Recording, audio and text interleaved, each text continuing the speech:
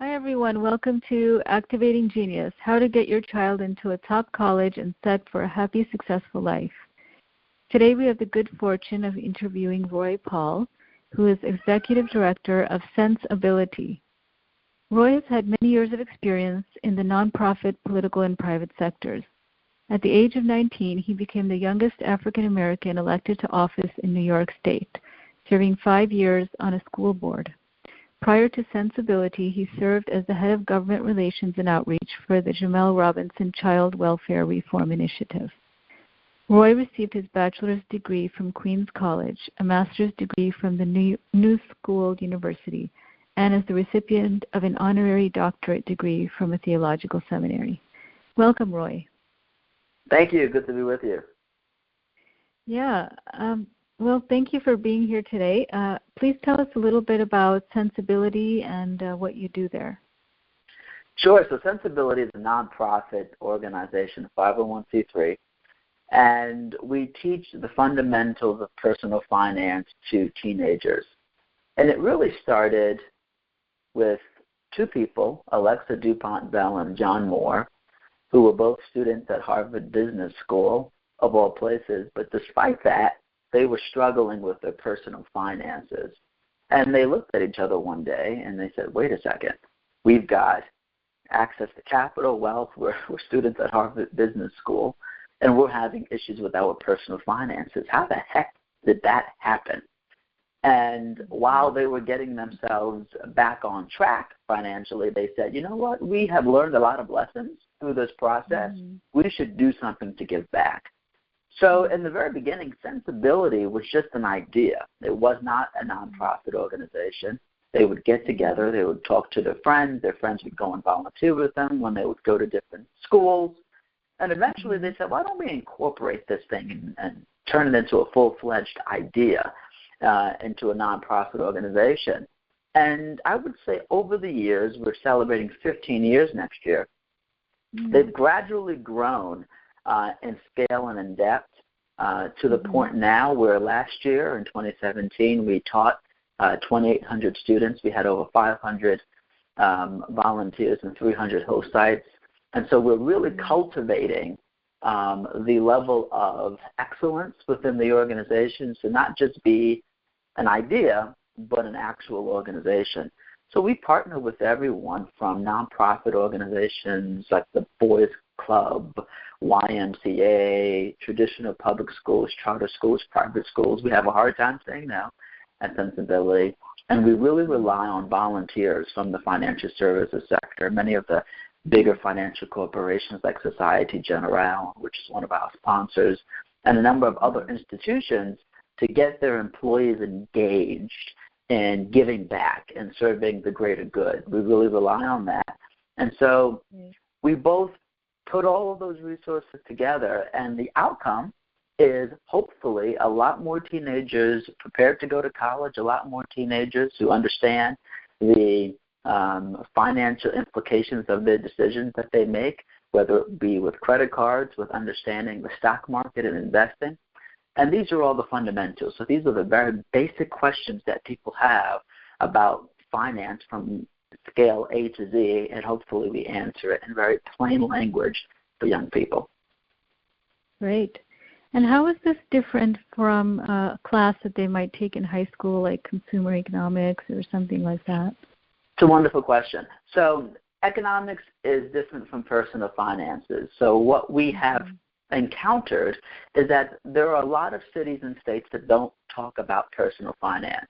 In fact, there are very few that do, and the ones that do it in a very limited sector. So we have a lot of economics professors or teachers who contact us, and they say, look, we're covering arithmetic, we're covering algebra, but we're not talking about credit card debt. And we have a lot of teenagers who come from families where that's a major concern for their families. They're talking to mom and dad about, I can't buy sneakers because I'm up to yin-yang with debt. And, credit cards are a major component of that. And when you have a conversation, people learn from those experiences. And that's one of the things that we found, where a vast majority, 2/3 of our population, don't even have conversations with their family about money. And so they just know people are in debt, and they just figure that's the fact of life, right? Everyone has debt. So they grow up, they get credit cards, everyone has debt. It's the fact of life. Right. But managing that debt and having good and bad sources of debt are critically important. And you'd be amazed, out of the mouth of babes, the things you hear from teenagers when you say to them, here's a credit card. If I gave it to you, what would you put on it? And you have a kid raise his hand and goes, oh, the $300 sneakers that I want, I can put that on there. Right. And these are teenagers. And you say to yourself, you don't really believe that, but they're looking at you like, what's wrong with you? Why don't you think my answer's a good one, right? And I say to them, oh, so you're actually serious about that? He took me off guard. I thought he was joking. And he said, no, I need sneakers. I want to put them on the card. Can I do that? Why can't I do that? It was stunning to him, this 11th grader, that he couldn't put sneakers on a credit card. And so that's the conversation opener. That's how we get their attention. And we love focusing on teenagers because they're at that critical point in life where they're hopefully going to college. They're going to be entering into the real world right after that with credit card solicitations, with applying for an apartment. That's a very stressful process, especially if you don't have credit or a cosigner. And then getting your first job, we hopefully teach them the fundamentals. For example, within 3 years of getting a job out of college, you should have signed on to a 401k plan. And you'd be amazed at how many young people get that first job out of college, whatever it may be, and HR gives them a packet. No one, of course, sits down and gives you an orientation. They don't say, this is your 401k plan and this is what you're going to do. Usually, you get a packet or an email. And it's your responsibility to look at that email or go through that packet and understand what your 401k looks like, how many sick days do you have, how many vacations do you have. And if you don't know those basic things, then you inevitably go through your career without knowing them, to the point where 3, 5, 10 years later you go, oh, I never signed on to that 401k, or I never maxed it out. Very basic things that had you maxed out what your company provided, you would have had thousands of more dollars in your 401k plan than not. So we go through these very basic scenarios with teenagers to help them understand that, because when they get the job, it's too late. If they don't know this stuff before they get the job, it's too late. Okay. Yeah, it's definitely the right time. I feel like that you're talking to these teenagers, because, like you said, things just start to happen very quickly. They start getting summer jobs and all kinds of things, and then they start getting credit card debt, I think, starting in college. I know that at universities, credit card companies come and try to get kids to sign up and stuff, so it's perfect age that you're working with them. Absolutely. Roy, can you tell us a little bit? I know that you teach an 8-module class, and one of the topics you cover is the relationship between earnings and career path, and that's a really hot topic. Can you say anything about that? Sure. One of my pet peeves is when teenagers are considering where to go for college. They very often consider a few factors: where their parents went, where their parents wanted to go, the city that they want to be in, where their friends are going, where their lover is going. And very seldom do they say to themselves, what career am I interested in? What is the prospective salary in that career?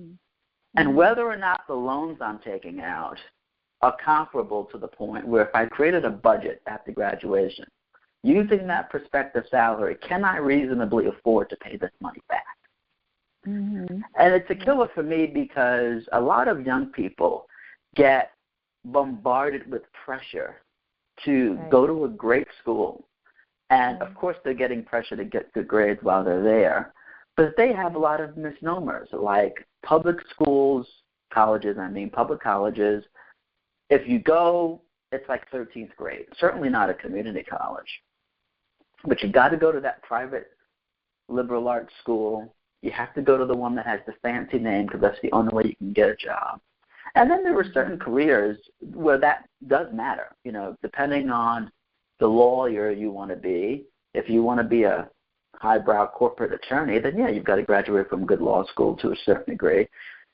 Depending on your career trajectory, maybe where you go to school does matter. But on average, for young people studying the arts, studying communications, and there's a whole host of majors that you can take or career prospects where you don't need to have that fancy piece of paper from an Ivy League institution.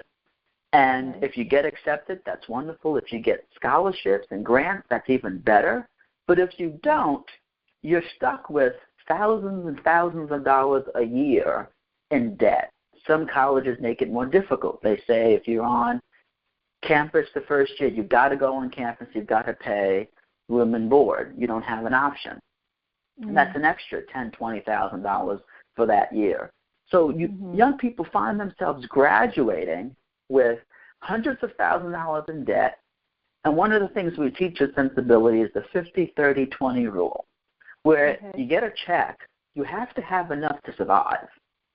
So you take 50% on the things you absolutely need to survive, your rent, your food, your car payment, 30% on things that you want. So you want to go out and hang out with your friends, you want to go to the movies, you want to go shopping, take a vacation, and then 20% on savings and debt repayment.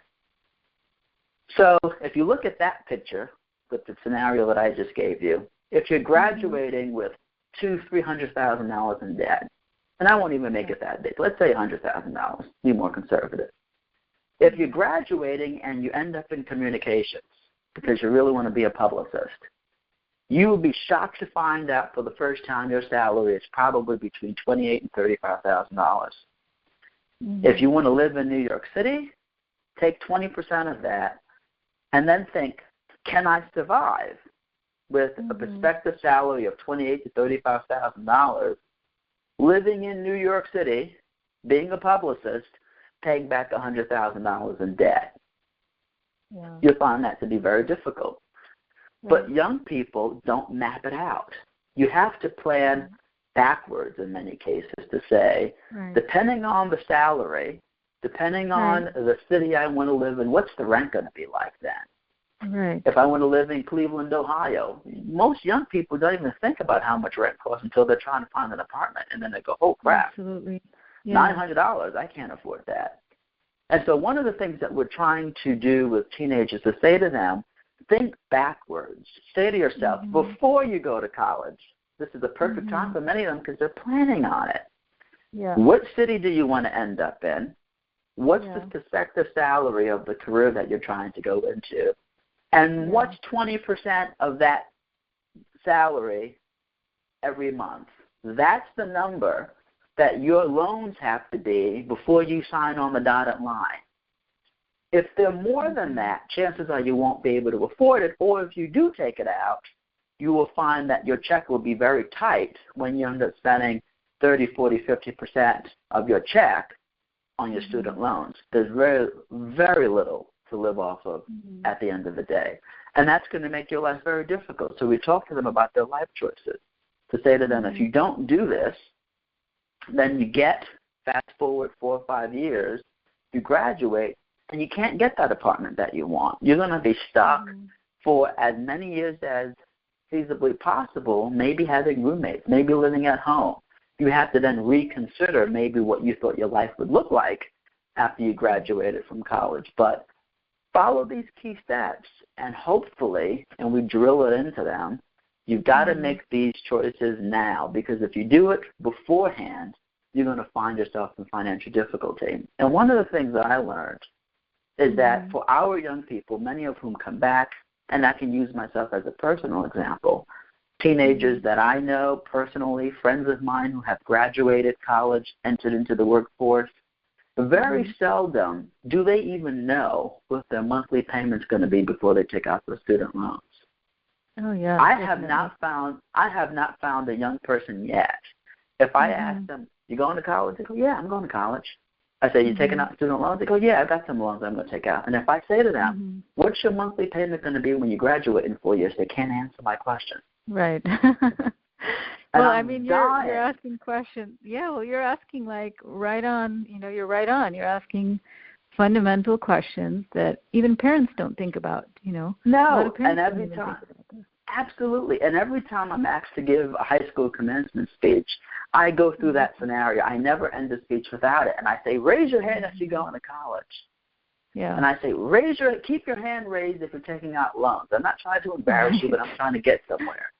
Yeah. And then I say, keep your hand up if you know what your monthly payment's going to be when you graduate in 4 years. Yeah. No hands are up. I've not yet found a school where any hands are up. And then I say to them, your homework assignment, when you go home, is to figure it out. And I say to the parents, the guardians, the people who are going to be heading these folks' lives, giving them advice, don't you let them leave here or go to school without knowing what that monthly payment's going to be. If not for their future, for yours, because if you don't help them figure it out, they're going to be asking you for money to help pay off those loans. Right, right. Yeah, I mean, it's such a fundamental question. And have you found that the teens and parents, do they actually do that after taking the class? Sometimes they do. Yeah. Absolutely. And we get a lot of emails from parents and students. I did a commencement speech at a high school this past summer, and I went through that scenario. And these were actually gifted students. It was a very smart class in a very prestigious high school, and many of them didn't know this. And we got a lot of feedback afterwards. And the principal called me actually and said, "I can't thank you so much for asking that question, because for some reason we've been asking them these questions. They haven't responded. You bring it up in your commencement speech, and now they're going home and doing math." And so maybe there was something about young people relating to young people. I'm not quite sure. But it's the only industry, really, that I can think of where in your adult life it would ever be tolerated for you to take out a loan and not know what the monthly payment's going to be. Right. And I think about this personally. When I signed for my car loan, they told me, your monthly payment's going to be X amount of dollars a month. When my mother was signing her home mortgage loan, they said to her, your monthly payment's going to be X amount of dollars a month. You, in many cases, have to pre-qualify in order to take out loans. But for student loans, the financial aid office, they will say to you, the bursar's office, you can take out this, you can take out that. And not one time do they sit down and say, do you know, Johnny, that when you graduate in 4 years, you're going to have $800 a month payment? Right. It's the only time in your adult life that you can take out a loan and no one actually says to you, this is going to be your monthly payment. And I think it's wrong. It should be illegal. Unfortunately, it's not. Yeah. No, it's very good that you're asking these questions. It's so fundamental. And really, I've heard very few people talk about this. So it's really, really good. I appreciate it very much, what you're saying. Roy, can you tell us about the College Sense? I know that's a module in the course that you teach, and it sounds like you talk to teams about different financing options for college and how to use a 5-step decision-making model. And things like that. So we really want young people to understand the different ways in which you can afford or pay for college. But I always say, whenever I'm asked to talk about college savings, if your first time talking or saving money for college is in high school, you're probably too late, right? And my big proponent, the thing that I talk about the most, is having that conversation with your parents, with your family, about what your financial future looks like with respect to college. Talk to mom and dad and ask, do we have a 529 savings plan? Do you have savings to contribute to my college? If so, how much? Because a lot of young people walk into the process on their own. And because of the questions that we get around college, we realize that they have not had this conversation out before. So, for example, we were talking about FAFSA. That's in the module to help them understand you have to fill out the FAFSA. That's your first step. Figure out what your contribution is going to be. And we get questions like, do we need our parents' help to fill this out? What kind of information do we need to fill this out? A lot of basic questions that if you had ever encountered the college conversation with your guidance counselor, with your teachers, with your parents, you would have known the answers to these questions. If you're asking us these questions in 10th grade, there's probably a lack of conversation and planning going on in your household. And that's important for us because we use it as an opportunity to have that conversation. But that also reinforces why sensibility is so important. Because without us, they really will be going into 11th and 12th grade, and who knows when they'll be confronted with these types of questions and getting the answers to them. But it just shows you how late in the game they are from other students and more, financially dominant homes where they've got access to career planners. They, a lot of families can afford to get a very dedicated professional helping them out with their child's portfolio. They have college prep, high schools out there.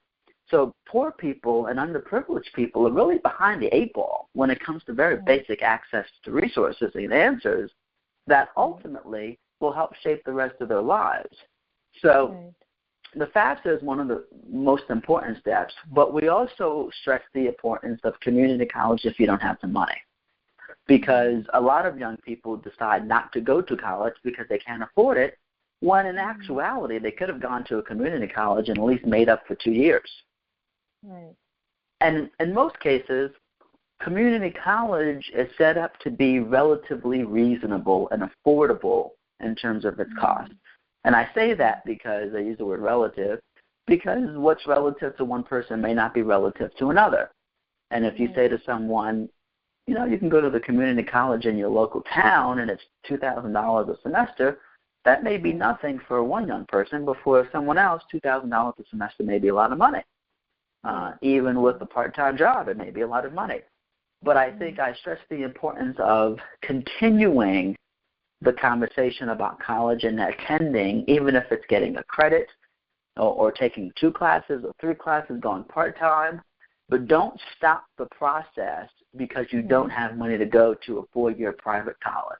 If all you can do is part-time at the local community college and work full or part-time and then take night classes, this is the time in your life where you really cannot afford to be lenient about your options. You have to grab life by the horns, as the saying goes, and really take this as a personal mandate that you're going to give yourself to go to college by any means necessary, to get your education by any means necessary, and to set yourself up with the best future that you can possibly have. The other thing that we talk about is the alternatives to the traditional path. So there are careers that you could have, like being an auto mechanic or being a barbershop, that you can pursue. And we always say to those teenagers who may be saying to themselves, I don't really want to study the textbooks, or at least not in the traditional way. I'm not going to be a doctor. I'm not going to be a lawyer. That's not in my career path as far as I know it now. But I really would. I love cutting hair. I have an uncle who down the street has a barbershop. I go there. I feel alive. Everyone's talking about their problems, their issues. I learn so much from the other people who come and get their hair cut. It's like a little family. I understand that. And they're inspired. They go, yeah, I want to cut hair too. This is the kind of life I want to live. And then I tried it, and I'm really good at it. And so for the first time, I'm cutting people's hair. I feel like I'm actually doing something good. They love the work I'm doing in cutting their hair. Maybe this is something I want to do. And we say to them, there are trade schools, and we introduce what trade schools are, meaning if you're going to do something that's not typical, that's not going to get your law degree eventually or becoming a psychiatrist, but you want to do something that's a little off cuff by, being an auto mechanic or getting your barbershop license, there is a process for which you can do that legally. You can go to a trade school. You can get your license to be an auto mechanic. You can get a license to be a barbershop cutter. But there are ways to do that and find those trade schools, find those alternative schools. There's Apex, there's TCI. There are all these technical colleges that teach you hard, raw skills. I never would advise a young person who wanted to be a plumber by learning from their dad and then just going on working on people's homes without having a formal training and being a plumber. There are trainings that you can take to really make sure that you're following up with the laws and the codes of that particular city or state that you live in. And then that's a perfect opportunity for us to open up the conversations about alternative forms of financing that career vis-a-vis independent contractor. Because one of the things that we're seeing is that a lot of people, especially if you pursue these alternative ways of living, there are different ways in which people get paid. And we have done our research on some of the other career access pipeline programs, and very few of them talk about entrepreneurship and alternative ways of paying your taxes. And we thought that that was important for us to include. So we talk about, what is a W-9? What does it mean to be an independent contractor? When someone says to you, we're going to pay you with a 1099, what does that mean as opposed to a W-2 or W-4? And then how do you have to calculate your taxes, withholding 30%, paying your taxes quarterly or yearly or biannually? You know, we don't have any sort of tangible hands-on experiences because they haven't gotten there yet, if that's something they want to pursue. But we can give them a mock example and say someone gives you a $50,000 salary, but you're being paid as an independent contractor. Let's calculate that. You can use a calculator, use your phone, whatever device you have, and let's calculate how you actually do 30% of that check. Because a lot of young people, they would say to us, well, we don't know what that means. If we just tell them, calculate 30% of their check, maybe they'll do it. But if we actually say, no, here's the calculator, how do you calculate 30%? We want you to do it. Then we actually getting them hands-on experience and understanding how they calculate what their taxes withholding should be if their employer is not doing it. And then we factor in the conversation around health insurance if you're an independent contractor or a freelancer, your 401k plan. How do you do all of those things if your employer is not doing it? And usually we'll always get one person in the class to say, well, if you have a job and you're doing all of these things to get your own health insurance and your 401k planning, why don't you just go to an employer that does it for you? Right. And that's fine, because it's not for everyone. Right. But it's important to understand that there's a certain way of living, and it's either, on your own, if you just are a free-flowing person, you like to work on your own, you don't want to go to 9 to 5. I have people in my family, I won't shout them out on the radio show, who they can't do 9 to 5. They've struggled in the past with getting up at, the appropriate time to get themselves ready. And if they're in at 9:15 instead of 9 a.m., they get docked and they get incredibly pissed off about that. And they can't understand why their employee doesn't understand that they're just 15 minutes late. What's 15 minutes? Right. And I remember that I used to have this conversation with my cousin who was having a hard time with this one job. And he says, whenever I'm late, even if it's by 10, 15 minutes, they dock me. But if I'm supposed to leave at 5 and I'm in the office at 6, no one says anything. It used to drive him nuts. And so, no one ever says you got to go home. You got to go home usually. And that is the part of the angst that a lot of people have that says, you know what, I'm just going to do my own thing. I'm going to find my own way to make money. I'm going to be my own boss. And sometimes those are very unconventional career paths. You can be a consultant or whatever it is that, you can find your skill and do it in different ways that allows you to get a paycheck. But that means that if you want to do your own thing, then you may have to be an independent contractor and you have to worry about your 401k planning or your health insurance in a different kind of way. So we at least introduce them to what those options look like so that they can get their feet wet. So that they understand what their options are. Yeah, and I think that's really important because I know that it's, the job market, depending on how the economy is doing, it can be up and down. So having that understanding at a young age that these are not the only options, you can also do something on your own, is valuable. Just to even know that because, a lot of people come from families where that's not the norm. So it just seems really out of reach. Right. To be able to educate them and tell them that requires extra planning on your part if you're self-employed or an entrepreneur. I mean, that's wonderful that you're teaching them that at a young age. It's really excellent. Yeah, and one of the things that we at least want them to do even if they're not experts on the topic, is to be aware of the concepts.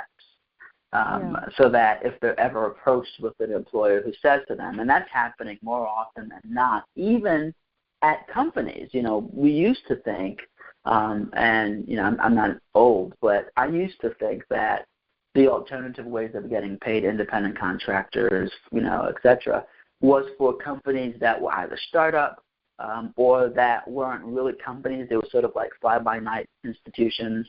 Here's, cutting hair is $10 to, X, Y, and Z on the side.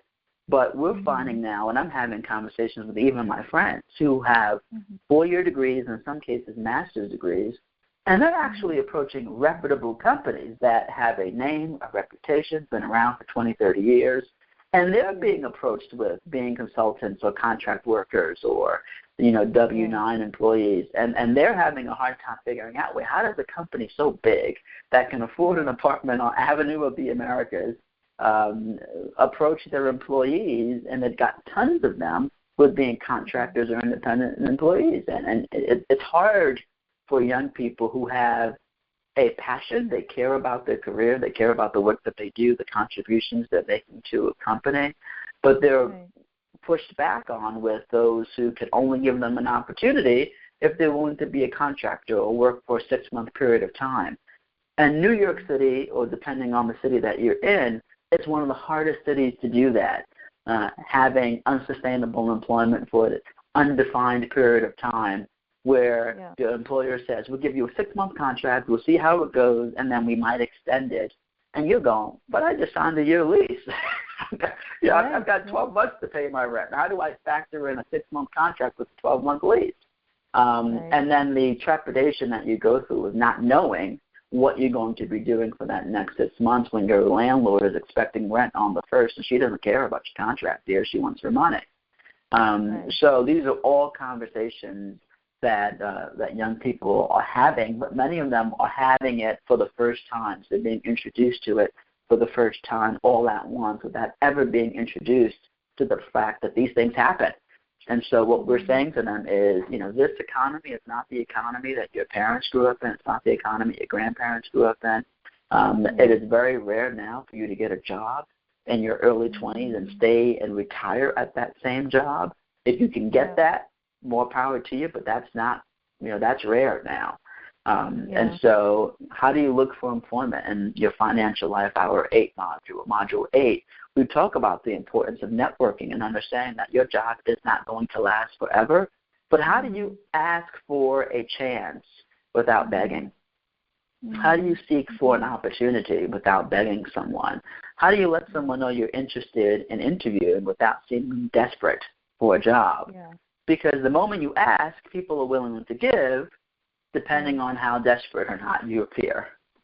And so it's a very fine line that you have to walk with saying, I'm in the market, I'm looking for opportunities. If you know of anyone, let me know, X, Y, and Z. But if you say, oh, my God, I got to pay my rent on the 1st and I need a job and I'm desperate and I may be evicted, then no one's going to help you.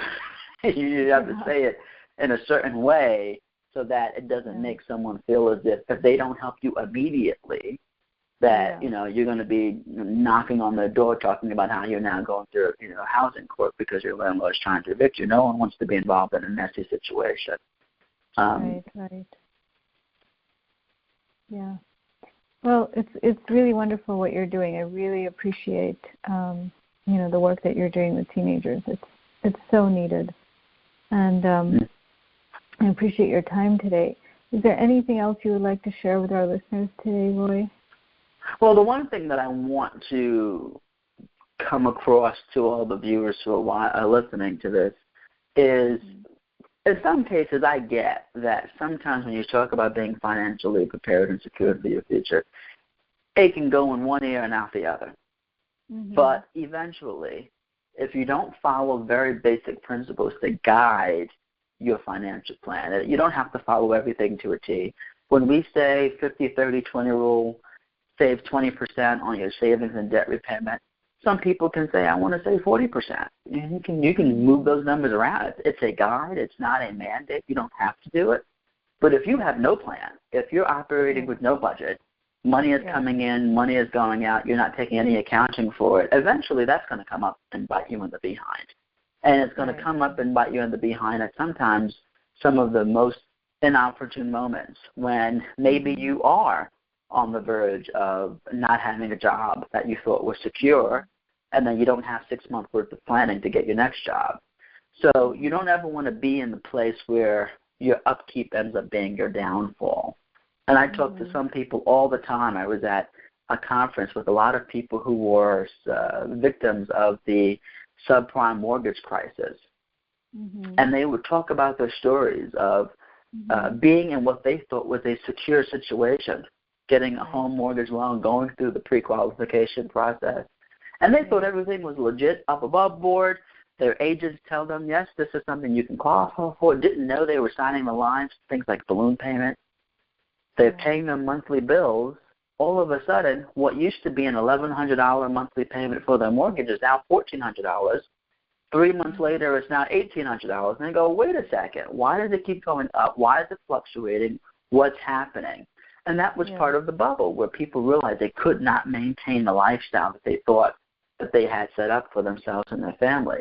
So eventually, if you don't read the fine print, if you don't stay up on what you're supposed to be doing, it will eventually come up and bite you in the behind. Right. Yeah, that's really good advice. Thank you. That's wonderful. Well, thank you, Roy, for joining us today. It's been wonderful to speak with you, and I feel like I have some key questions, when I work with students that I can start to ask them about, and I feel like now I have a way to do that, so I really appreciate that. I'm sure there's a lot of my pleasure. And, adults out there as well who are happy to learn about the work that you're doing. So yes, and I'm so happy we were able to schedule this and to do it, and I hope that something I said was meaningful and impactful to the listener. Yeah, thank you.